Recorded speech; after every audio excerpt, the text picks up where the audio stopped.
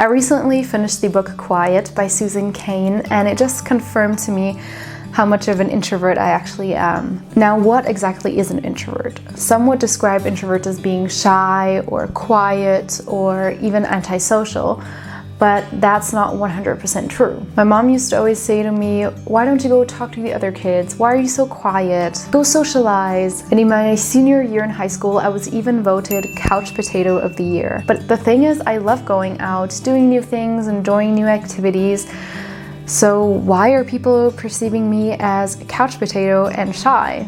Now, the thing is, not all introverts are the same, but what mostly drives introverts is something that the psychologist Carl Jung said. He said, each person seems to be energized more by either the external world or the internal world. And those that are energized by the internal world are the introverts, and those that are energized by the external world are extroverts. And for me personally, this is 100% true. It's not that I don't like people, or I don't like socializing, or I don't like getting to know new people. It's just that it's very draining for me. It uses up a lot of energy that I then need to recharge. Introverts tend to recharge by being alone.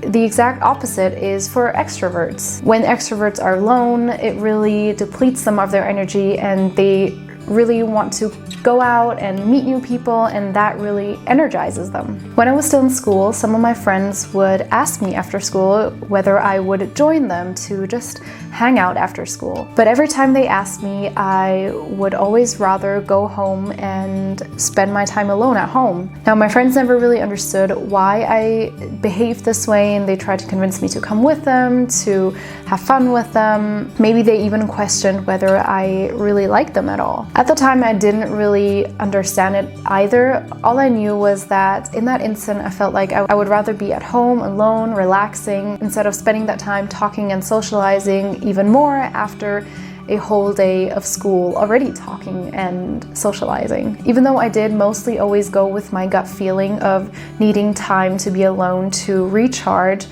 I did always feel really guilty about joining them. I'd miss out jokes and stories that they would recount the next day that I just didn't get. But today I really learned that I'm an introvert and what that means, and I can now explain my need for solitude. It was really helpful for me to discover this, that I'm an introvert. It helped me understand the way I think, the way I do things, and it really helped me understand why, while a lot of other people in my age love to go out and go clubbing and meet new people and do all these fun and crazy things, I would sometimes just rather be at home, snuggle up, read a book, play some board games, just do more relaxing, low-key things. But it's not people in general that drain introverts, but often it's strangers that really take up a lot of energy. Most introverts are a little bit more sensitive to new things. Think of it like being more sensitive to bright light. They're easier overwhelmed by certain new situations. And this is also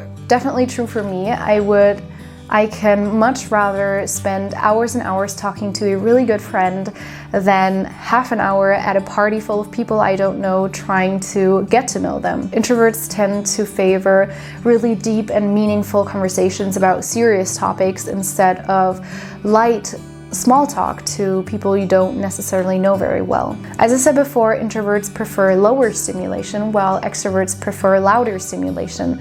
And this can be for all types of things. So if it's a new social situation, it can even come down to the volume level of music. This is why introverts often prefer to spend some time alone, reading, doing more quiet things. And on the flip side, extroverts prefer being out and about and doing exciting things, meeting exciting people, and being in large groups of people. That is what really energizes them. Being in your preferred stimulation level is what helps you function at your best. For introverts, that's lower stimulation levels, and for extroverts, that's higher stimulation levels. And even though 1/3 to a half of people on our planet are actually introverts, our society is more designed to fit an extrovert. Movies often show the cool kids being the ones that know everyone, have tons of friends, and throw these amazing parties. And the ones that are more quiet, reading by themselves or studying a lot, those tend to be the uncool, nerdy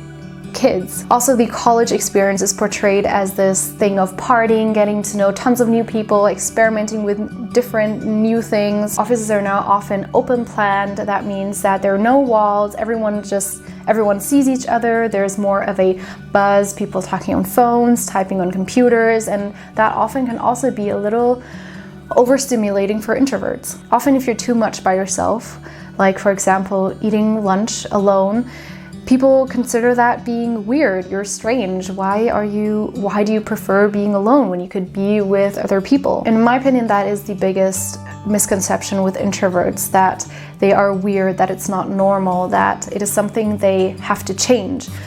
But I feel like we just need to understand that introverts just function differently. We can't change the way the society works overnight, but I think the first step really is to understand what an introvert is and to know that it's okay to be an introvert. It's nothing bad, and you shouldn't feel guilty like I used to. And on the other side, if you're not an introvert, you certainly do know an introvert. Maybe your child is an introvert, your colleague, a friend. Don't let them feel guilty about, for example, wanting to be alone. And secondly, I think it's really important to honor your introversion by giving yourself the time and the space that you feel like you need to spend your time alone and to re-energize. As I said, both extroverts and introverts thrive best in their preferred level of stimulation. So why not give each other the space that we need to function at our best? But because we currently still live in a world where extroverts are viewed as more positive, as introverts, we do need to kind of play along to get ahead in life. Now, there are actually many people that are introverts, but that you would never think are introverts, and that's because they are what is called a pseudo-extrovert. That means they're actually introvert, but they've learned the body language and the way of an extrovert. But because they're still an introvert, it does still take up a lot of energy to be this pseudo-extrovert. And now this doesn't mean that you necessarily now have to go to every single party you're invited to, or that you have to make tons of new acquaintances when at a networking event. But maybe just pick out one person and focus on really trying to get to know that person on a more deeper level. Try to make those deep connections that are, in my opinion, a strong suit of introverts. Give yourself small goals, like speaking up once in a while in a meeting when you'd actually rather just sit and listen. But what I think is important for introverts is to realize that you do need to give yourself time to recharge. Don't let yourself burn out and do all these extroverted things and just feel super exhausted. Give yourself the time and the space that you crave to really wind down and recharge. Introverts are definitely not bad or less than extroverts. They are just a little different. I would say they have a different type of superpower. Introverts tend to be amazing observers. They prefer quality over quantity. That means they really focus on having deep and meaningful relationships and with only maybe one or two people, instead of having a lot of relationships and knowing a lot of people and having this huge network. And one is not better than the other, it's just a different style. Being an introvert that is a great observer and a deep thinker is one strong suit, but an extrovert also has their strong suit. Some of our famous introverts are, for example, Bill Gates, Eleanor Roosevelt, Warren Buffett, Einstein, Beyonce. I just really hope that, especially if you're an introvert, that you realize that we have our own strong suit, we have our own superpower, we have something to bring to the table, and we don't need to hide and be afraid of our introversion. We can, when we understand it, we can really work with it, and that's what makes us special. Now, if you're thinking after all this, well, maybe I'm an introvert, how do I know whether I'm an introvert or not? I will read a few questions that are listed in the book Quiet, and if you answer them with mostly yes, then you are most likely an introvert.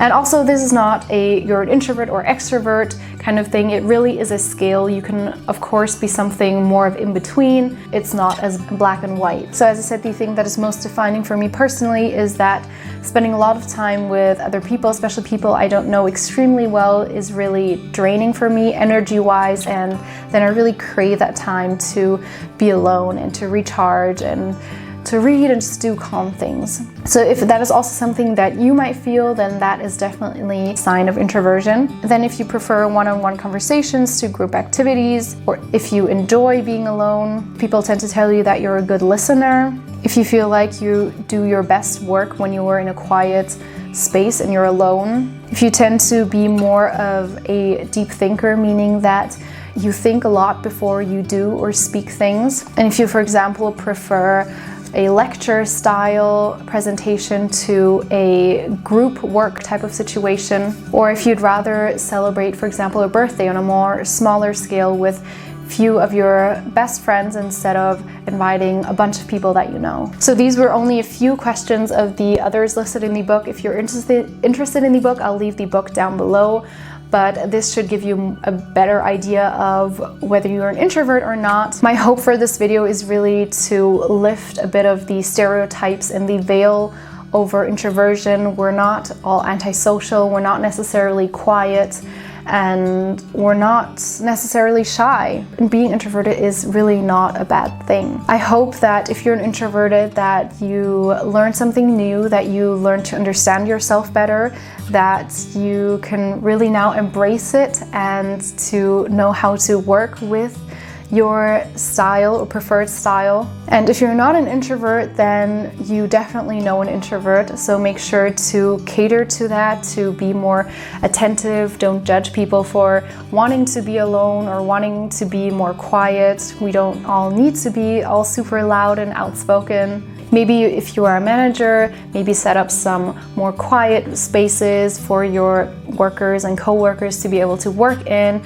Often you'll find that introverts actually are far more productive and work far better in more quiet environments. Just understand that introverts and extroverts just work differently. There's no better or worse. I truly believe that when and if we can embrace both of these styles and we can come together and both the extroverts and the introverts can embrace their superpower, as I said, then I think we can really achieve great things. I think extroverts and introverts are a really great balance between being deep thinkers and observers, and extroverts being more of the outspoken and risk takers. And together, I think it is a beautiful balance, and I hope and wish that we can all pay attention and respect each other more, especially in a world that is currently geared more towards extroverted people. So I hope you guys found this video interesting and you learned something. Let me know in the comments down below if you'd say you're an extrovert or an introvert. That would be really interesting. And I hope that if you before thought that introverts